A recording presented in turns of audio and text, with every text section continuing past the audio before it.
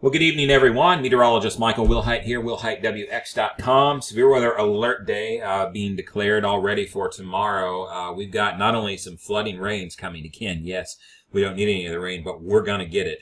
And it looks like we could have some severe weather in all modes, including tornadoes, certainly will be possible with this. So let's dive right into this.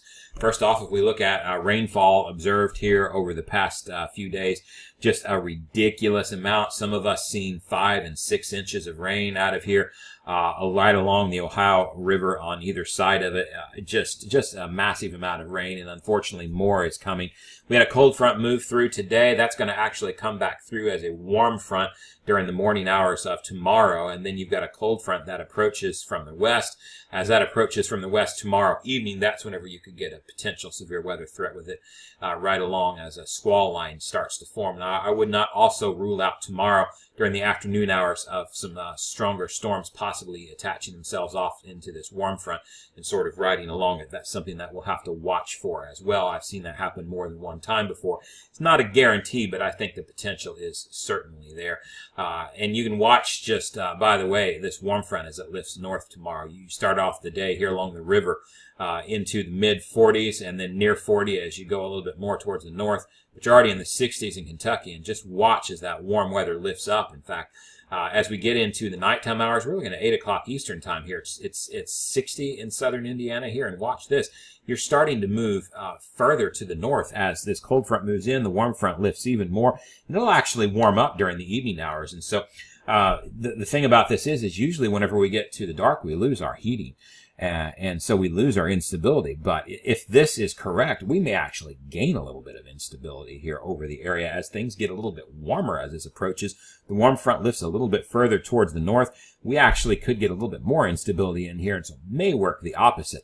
And then, unfortunately, it's going to be during the late overnight hours here before this cold front passes through the area. So it should weaken with time as it goes through, but certainly something that we're going to have to monitor. For that reason, if we take a look at the severe weather outlook for tomorrow, Storm Prediction Center is placed everywhere, all basically from Bloomington on south here in southern Indiana, and a slight risk for severe weather. That's what you see in the yellow.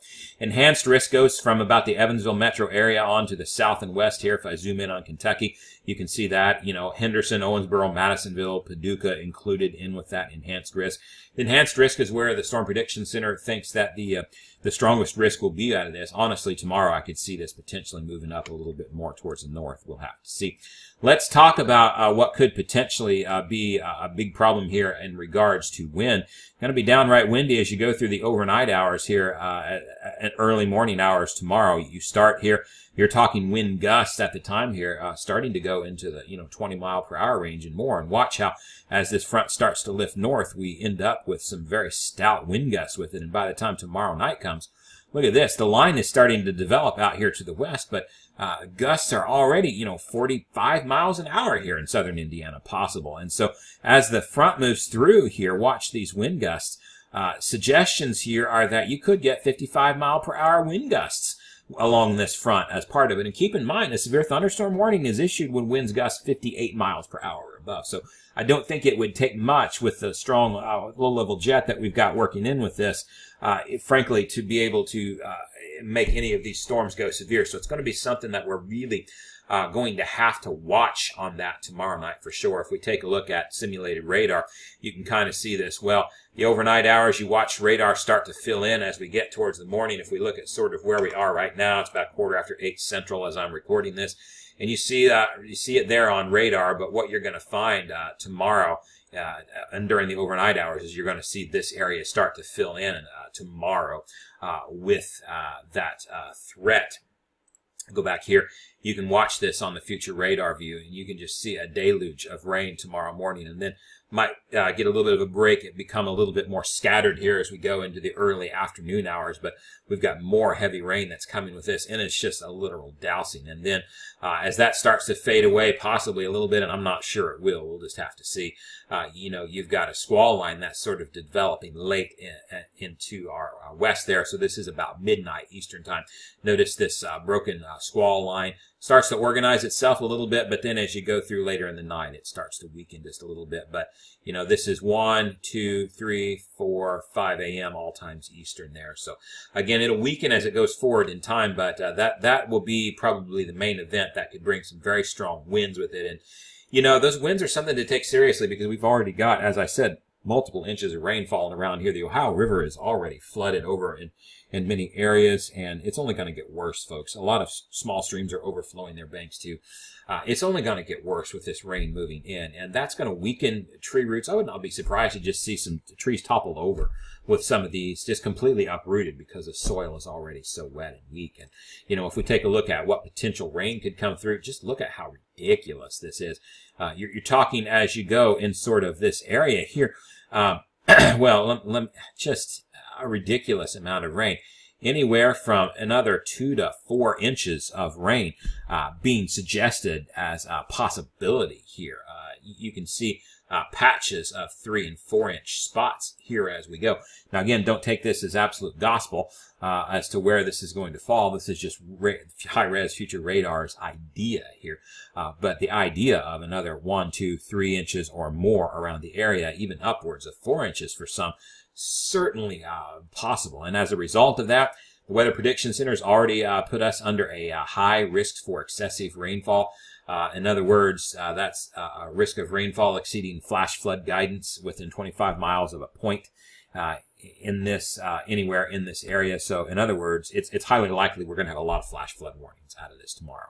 And again, if you're talking another 2 to maybe 4 inches of rain coming in some parts of the area around this, on top of the 5 or 6 inches of rain that some of us have already received this week, you're going to have some serious problems out of this. And so if you're in those low-lying areas, watch out because the flooding is only going to get worse.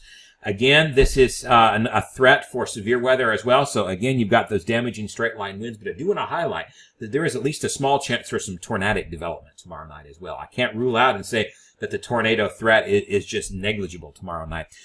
This is, we're looking here at Cape. This is a measure of instability, convective available potential energy. And, this would be low if we were in the summertime, but we're not in the summertime. This is February. And so this kind of instability in the atmosphere, well, guess what? That can lead to some severe weather with this. And, it sort of rides that front as it moves through during the overnight hours. Fades as you go on, but again, initially, there's enough there that you can definitely get a line of storms going with that from the way things look on this.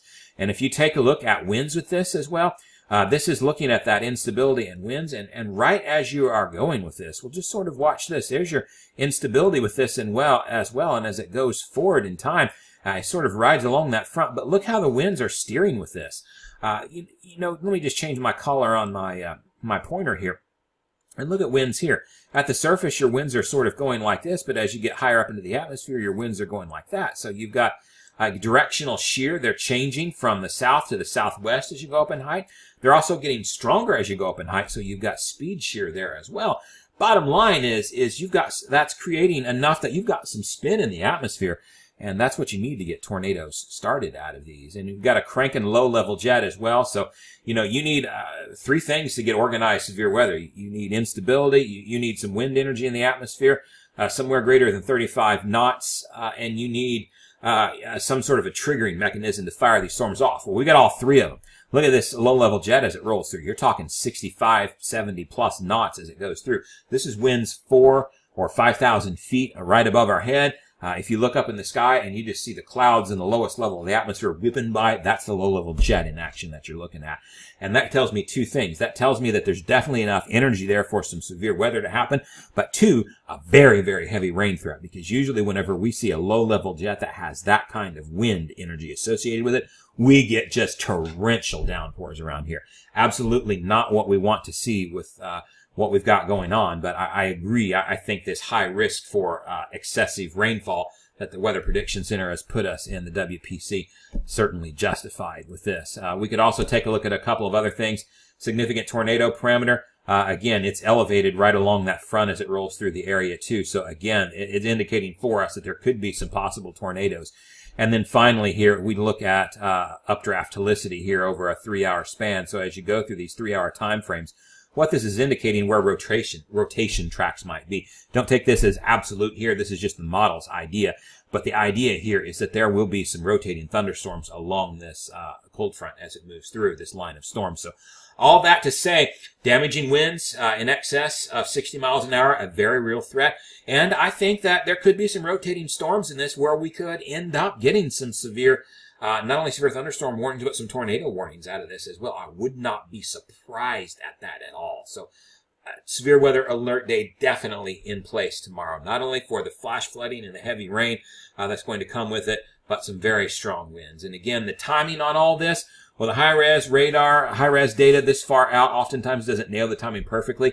Again, this, if we go back to the radar here, again, the timing for the front as this rolls through here, here we are at about 1 a.m. Eastern Time as it's entering the Wabash River, and then it moves through, and here you are 5 Eastern Time exiting the state of Indiana, pushing over towards I-65. I think that could be a little bit too slow. I would not be surprised if it becomes more of a 10 p.m. to 2 a.m. kind of range on tomorrow's data. Sometimes that happens. So we'll have to fine-tune that timing a little bit as we get closer to it tomorrow. But right now, the bottom line is we've got some severe weather that could take place with this. So just know tomorrow is most certainly a severe weather alert day. So have your severe weather plans in place. Know where you're going to go if a tornado warning is issued. And, be prepared for flooding as well, because just some nasty, ridiculously nasty weather coming our way tomorrow. I'll have another update for you tomorrow morning after the morning models have come through, and tomorrow afternoon as well. And, of course, live severe weather coverage as we go through the event as it unfolds tomorrow. That's it for now. I'm meteorologist Michael Wilhite, WilhiteWX.com. Talk to you soon.